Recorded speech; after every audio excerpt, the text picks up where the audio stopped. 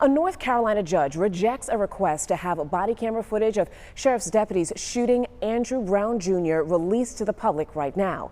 WXI 12 News was part of a media coalition requesting the release of that body camera footage. Our Bill O'Neill listened to that hearing. And Bill, how long could it take for this video to be released? The public won't see that video for at least 30 days and possibly longer, depending on the investigation. That's what the judge ruled today in a hearing that captured national attention. The local DA urged the judge to delay release of the body cam video for at least 30 days, citing two reasons: the ongoing investigation to determine if criminal charges are warranted and the safety of deputies involved in the shooting. Your Honor, I think the example of Mr. Mike Cox is probably the best example that we have. Mr. Cox had demonstrators at his home, at his personal residence, and he is simply tangentially, administratively connected to this case. He is not one of the subject officers. Your Honor, the eyes of Elizabeth City, Pasquotank County, North Carolina, our nation, and perhaps the world are upon us today. An attorney representing a media coalition that includes WXII urged the judge to release the body cam videos immediately, citing First Amendment rights. Every day that they're not released harms that right, and it's irreparable. The judge ruled that the Brown family can see the videos from 5 body cams as well as a dashboard camera, but ruled against releasing them to the media. Number 6, that the release at this time would create a serious threat to the fair, impartial, and orderly administration of justice. Pasquotank Sheriff's deputies shot and killed Andrew Brown Jr.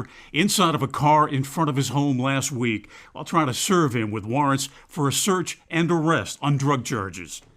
After viewing a single 20-second clip of the incident provided by the Sheriff's Department, the family attorney called the shooting an execution.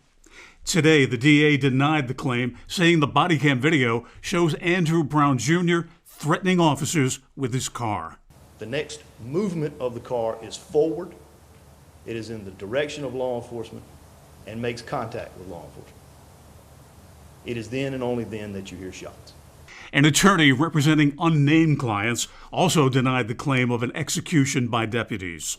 The officers are very distraught over what happened. They feel for the family of Andrew Brown. But as Mr. Womble described to you, we believe that the shooting was justified. A curfew remains in effect for Elizabeth City nearly a week after the fatal shooting. Today's ruling means that the family of Andrew Brown Jr. can see the video. The public must wait. Bill O'Neill, WXII 12 News. Thank you, Bill. The lawyers for the Media Coalition, which includes WXII 12 News, say they plan to appeal today's ruling. Quote, if the media don't have standing to petition the court for release of the law enforcement video, the general public does not either. We believe that this is legally incorrect. Governor Roy Cooper is calling for the body camera video to be released to the public. We believe the law should be changed, and I continue to believe that the video here and in these kinds of cases should be released as quickly as possible. Transparency is important. Governor Roy Cooper also calling for the case to be turned over to a special prosecutor. He says that decision is up to the district attorney in Pasquotank County.